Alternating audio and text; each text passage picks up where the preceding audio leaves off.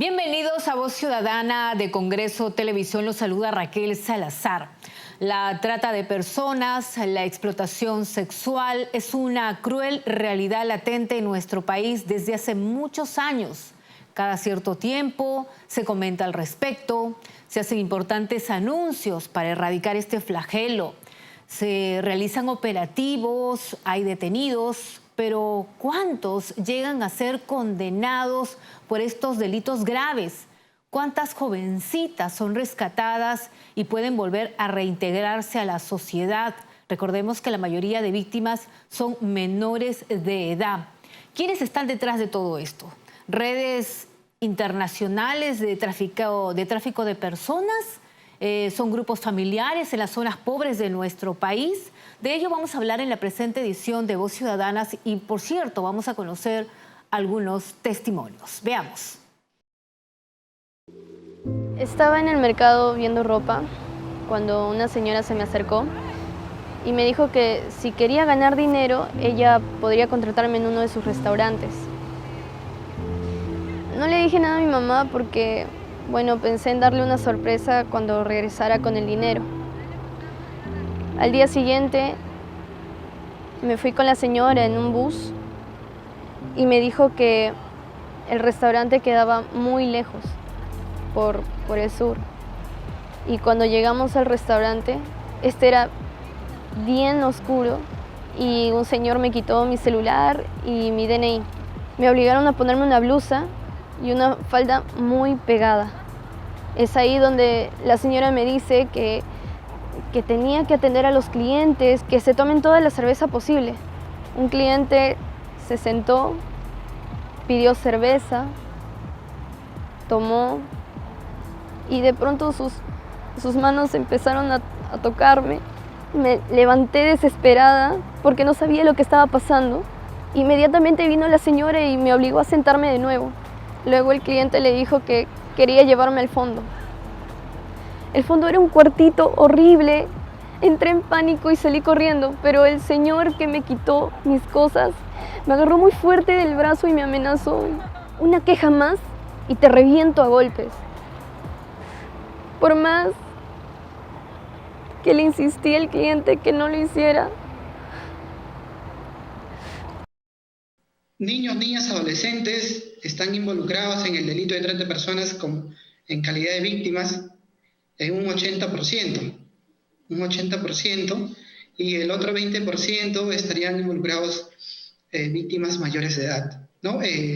Téngase en cuenta de que en el delito de trata de personas el sujeto pasivo no es discriminado. El sujeto pasivo de este delito puede ser cualquiera, niño, niña, adolescente, anciano, una persona adulta, y cualquier persona puede ser. ¿Qué edades Ahora, tienen? ¿Qué edades promedio? Bueno, eso mucho depende de la modalidad de explotación que se investiga. Por ejemplo, en la modalidad de explotación sexual, ¿no? Trata de personas bajo la modalidad de explotación sexual, vamos a tener que se inician desde los 5 años hasta los 28 años de edad, bajo la modalidad de explotación sexual. Y bajo otras modalidades, pues ya, tal y como he indicado, las edades son distintas. Abarcan hasta los 70 años, ¿no? Por ejemplo, en el caso de ancianos, se configura bastante la modalidad de mendicidad, ¿no? De Utilizan mendicidad. a los ancianos, a las personas de tercera edad con la finalidad de sentarlos en diferentes vías alternas de la ciudad o de los lugares más concurridos para efecto de obligarlos a mendigar y generarse así un provecho económico, ¿no? También hay extranjeras Las entre... personas que se ven involucradas. Doctor, ¿también hay extranjeras entre las víctimas? Efectivamente, tal y como vuelvo a indicar, el delito no discrimina. El delito trata de personas involucra como sujeto pasivo a cualquier persona.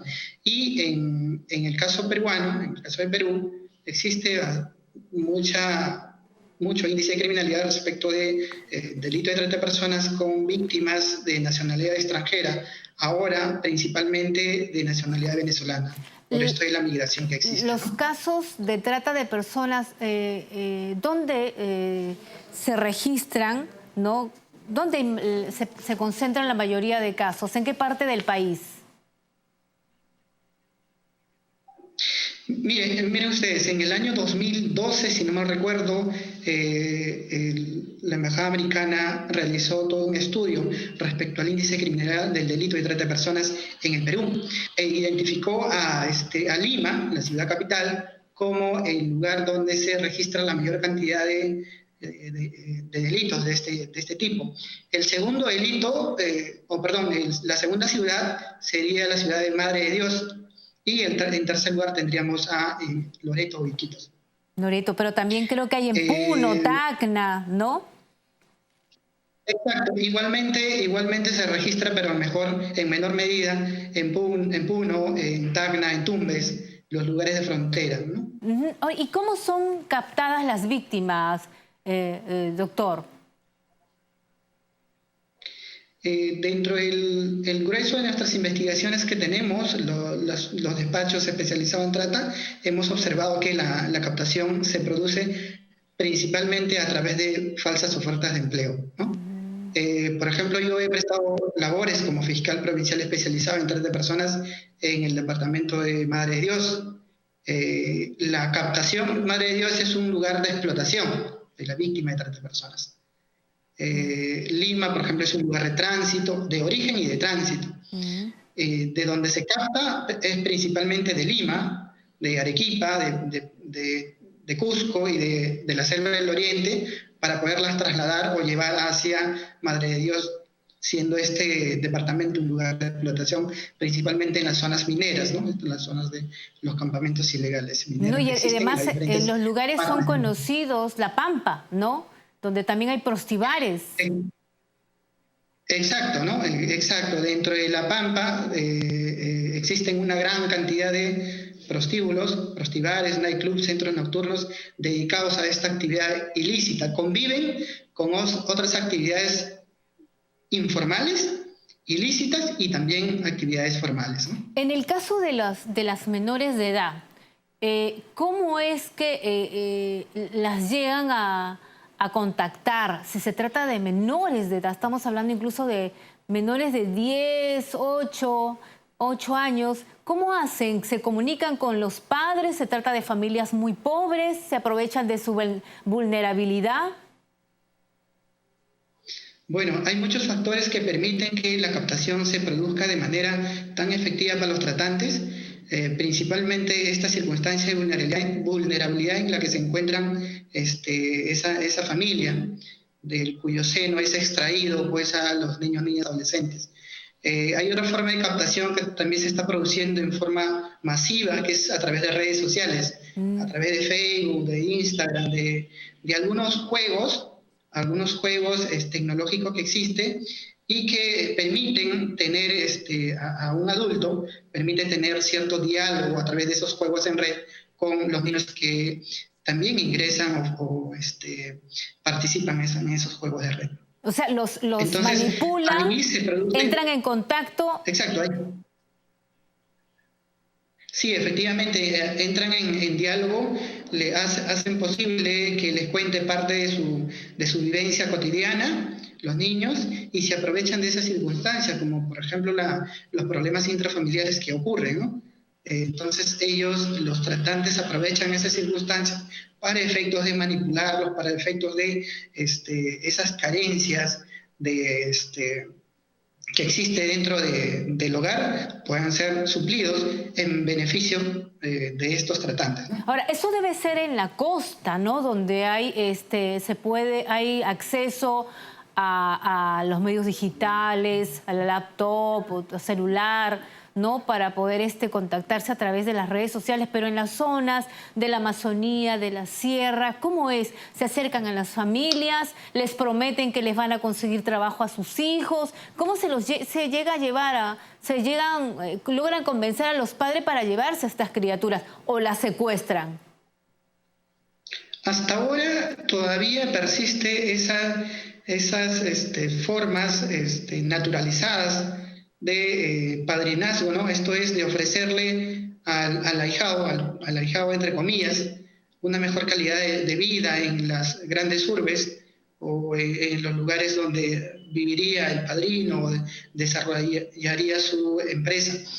Le ofrece una mejor calidad de vida, estudios, alimentación, vestido, entre otras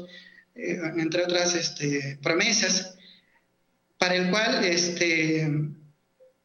o que despliega este señor o este supuesto padrino, y siendo de esa forma en que logra convencer a la familia para que sea la familia, el papá o la mamá, quien entrega a su menor hijo y le sea mucho más fácil a tratante para llevárselo a diferentes partes del interior del país. Increíble. Bueno, y supongo que nunca más saben de esas criaturas, de esas menores.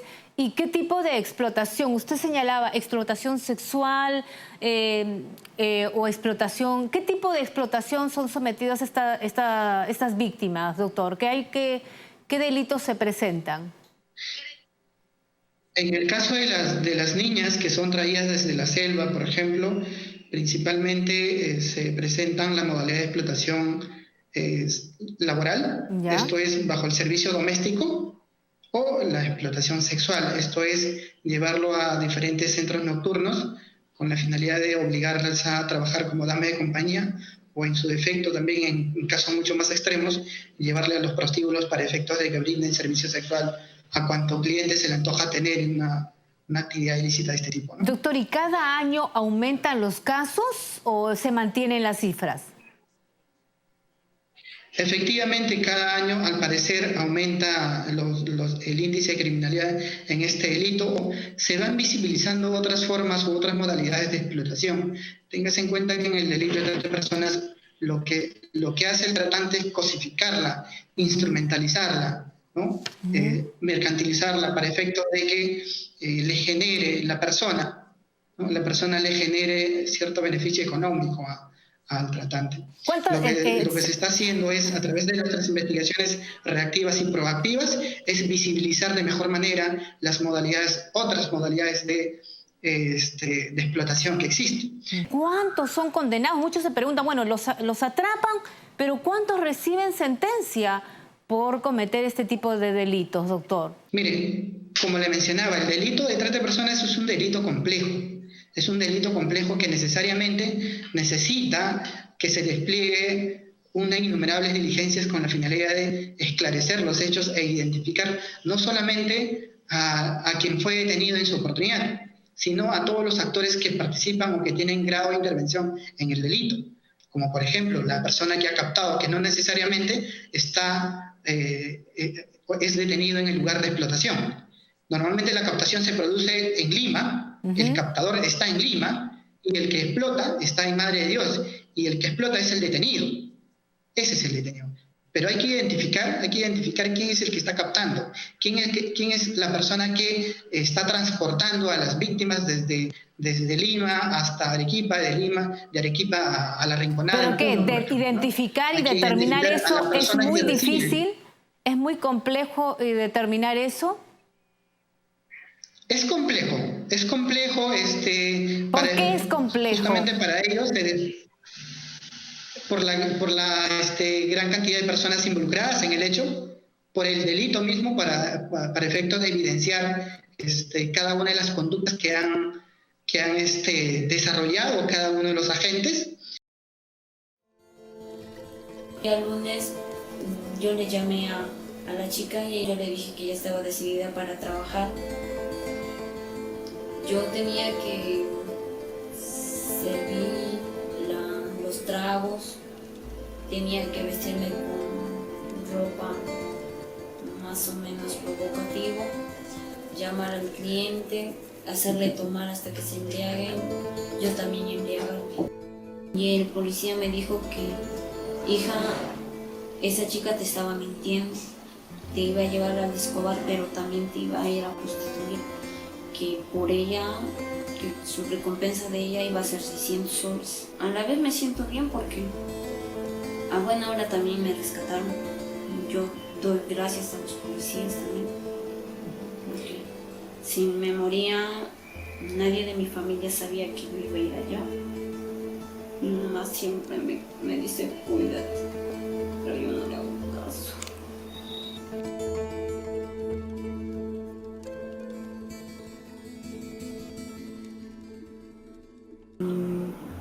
Sí, el lugar sí es horrible, es bien cochino.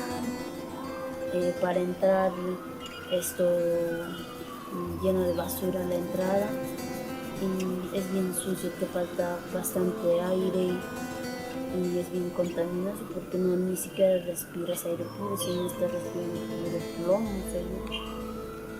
¿Tienes amigas? Me puedas traer y yo te voy a dar tu comisión, así. Así me dijo, me ofreció desde la primera vez. Es 300 y de la chica más bonita es 300, dice. Y de ahí va bajando hasta 50. Nunca tuve el apoyo de mis padres, ni tampoco de mis hermanos. Que se estima que por lo menos se trafica en este negocio alrededor de 21 millones de soles diarios, o sea, 5 millones de euros. Esto es un dato bien importante, sobre todo para comprender cuál es la magnitud del delito, pero también cuál es la fuerza, cuánta es la fuerza que necesitamos para enfrentarlo. El Perú, en su presupuesto público 2021, ha designado 2 millones de soles, 2.430.000 soles, que imagínate, es para todo un año, ¿no? Para un año. Contra 21 millones, ¿no? En un día. Entonces, las fuerzas confrontadas no son equivalentes, ¿no es cierto? Es muy difícil luchar contra ese delito que mueve tantos millones de soles al año, ¿no? Doctor, ¿y qué se hace con esos pocos recursos? ¿Cómo se combate este delito? Mira, en este plan 2021 lo que se ve claro es que se va a usar para persecución, no para la atención a las víctimas o para la prevención. ¿Por qué se ve claro? Porque de todos esos presupuestos, de los 2.430.000, solo 221.000 son del Ministerio de la Mujer y el resto son del Ministerio del Interior. Y nosotros ya por deducción sabemos cuál es la función que tiene ese ministerio. Básicamente perseguir este delito. Entonces sí va a ser muy importante que la ministra de la Mujer y otros ministerios sociales puedan revisar este presupuesto y tienen la posibilidad, porque cuando el próximo año, cuando tienen su presupuesto, cuando inician su presupuesto, lo pueden modificar. Doctor, ¿y hay albergues suficientes una vez que se rescata a las jóvenes, a las menores?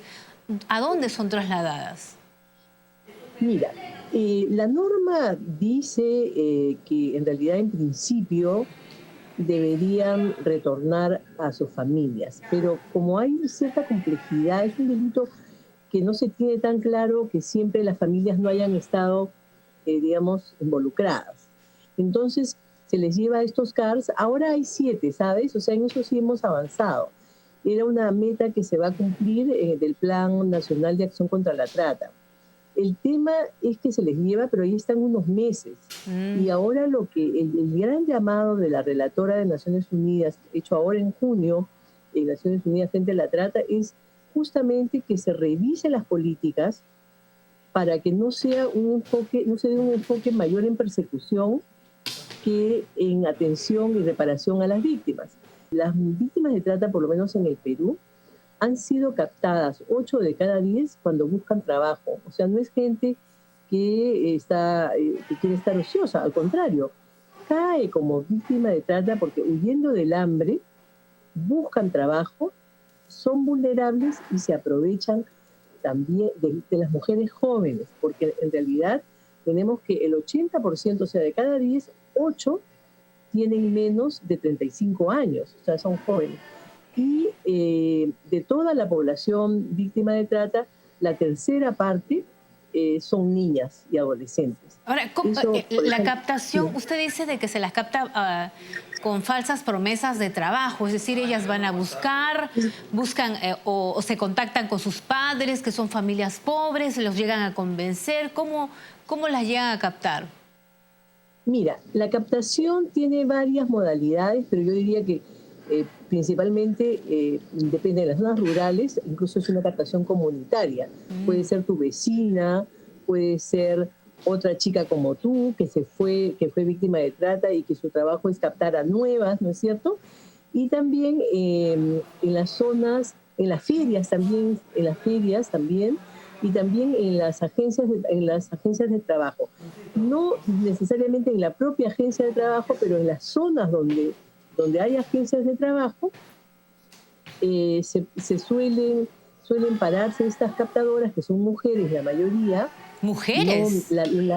sí, la trata no es como en el Perú, por lo menos la que yo he estudiado, pero en general creo que el fenómeno es así en todo el Perú. Se da principalmente con personajes en la cadena de la trata, o sea, que captan, que transportan y que explotan mujeres. O sea, debemos hablar de las tratantes. Y no se da como en Europa o en otros lugares por secuestro o por amenaza, tú sabes, sino se da por aprovechamiento a la vulnerabilidad. O sea, se da porque hay unas personas, adolescentes y mujeres jóvenes, buscando trabajo para huir del hambre, porque en su lugar de origen no tienen trabajo, no hay lugar para ellas, ¿no? Y entonces confiadas van con estas ofertas, como tú bien lo has señalado, de ofertas de trabajo. Entonces tú imagínate que la chica gana en su lugar de origen, como ellos dicen, moceando 300 soles. Y viene otra chica vestida como ella quisiera vestirse y le ofrece pagarle 1.000 soles. Entonces ella, que digamos sabe sumar y restar porque ya tiene secundaria, se da cuenta que la oferta que le hacen es mucho mejor. Lo que no sabe es que es un engaño. El hambre, que es el disparador, pesa mucho. No es solamente resignación, a veces es tu estrategia de sobrevivencia. Porque esta niña puede venir de un lugar donde tiene 5 soles diarios para sobrevivir, ¿no? Entonces, que ya con 5 soles diarios, por más que haya autoconsumo, tú sabes que no se puede tener tus comidas al No, y día. además, exacto, como usted dice, a lo mejor también son familias disfuncionales, hay mucha, además de la pobreza, hay violencia familiar. Totalmente, totalmente. Veo que estás muy informada.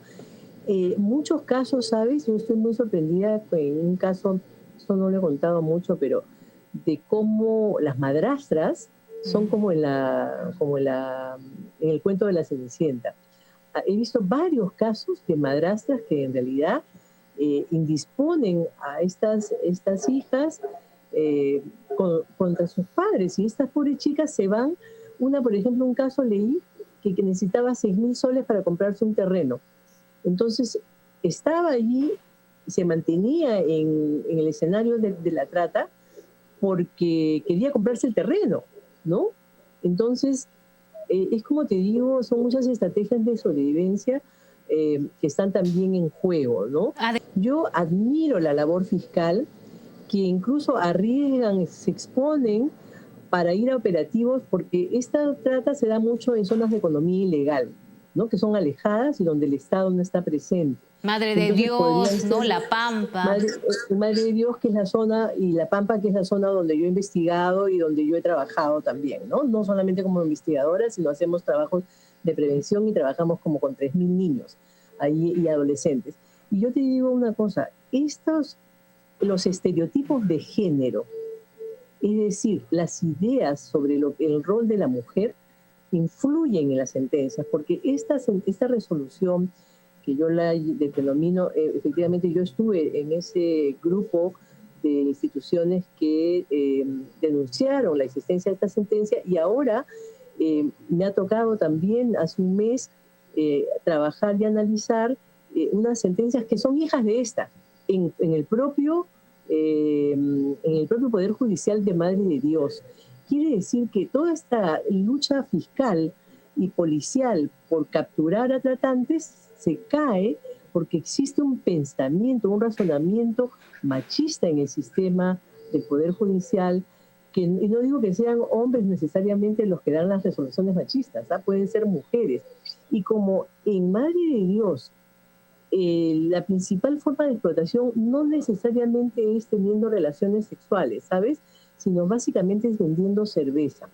Pero vendes la cerveza, ¿cómo? O sea, ¿por qué un cliente va a pagar por una cerveza 20 soles? Tú imagínate por qué. No si saliendo en la tienda la compra 5. Y yo te explico por qué. Porque a su costado va a tener una niña de 16 años, ¿no es cierto?, a la cual él puede seducir, tocar, abrazar, con la que ella quiere bailar. Pero ese trabajo que no es trabajo, esa actividad que tiene connotación sexual, como mujeres lo sabemos, ¿no es cierto?, no lo reconoce el juez así. Increíble, no lo puedo sexual. creer, que a estas alturas todavía eso no se reconozca. Y los derechos de los niños, hay convenios internacionales. Es increíble, doctora, que no pueda... Y cambiar esa mentalidad machista en nuestros operadores de justicia es bien difícil de erradicar, ¿no? Por más campañas que se hagan, doctora, o denuncias. Es muy difícil de erradicar, pero justamente estamos en coordinaciones con la doctora Yanet Pello, que es de la Comisión de Acceso a la Justicia, para tratar de ver, y con otras personalidades, para tratar de ver qué cosa hacemos respecto al cambio de esta mentalidad.